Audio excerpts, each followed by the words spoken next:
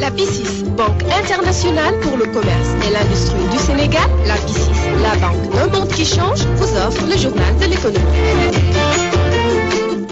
Mesdames, Messieurs, bonjour. Bienvenue à cette page économique que nous démarrons avec le ministre de l'économie et des finances, Amadou Ba, qui a préconisé une révision du régime indemnitaire des fonctionnaires sénégalais. Cette révision va entrer dans le cadre d'une réflexion générale sur le poids de la masse salariale sur le budget de l'État. Selon le ministre, cette rupture est nécessaire pour un meilleur financement de l'économie sénégalaise de manière globale. Marie-Rosalie Ndiaye. Le succès du plan Sénégal émergent pour arriver à des croissances élevées suppose un ensemble de ruptures. Des ruptures telles qu'une nouvelle réallocation des ressources de l'État. Pour le ministre de l'économie, des finances et du plan Amadou Ba, consacrer près de la moitié des recettes de l'État à moins d'1% de la population est insoutenable.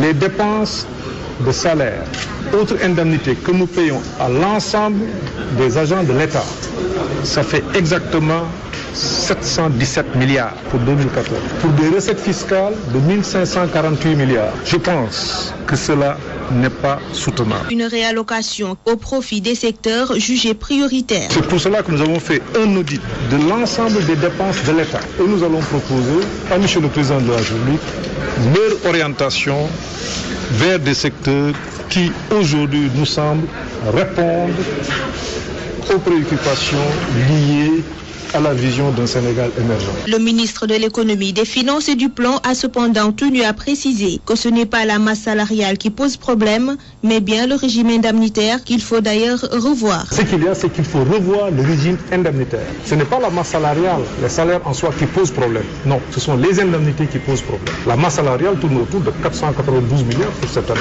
Ça veut dire qu'il y a des indemnités d'égal montant, à peu près de 300 milliards d'indemnités. Et c'est sur ces indemnités-là qu'il faut peut-être voir, discuter avec l'ensemble des acteurs sociaux et faire une nouvelle politique de réallocation de ces indemnités.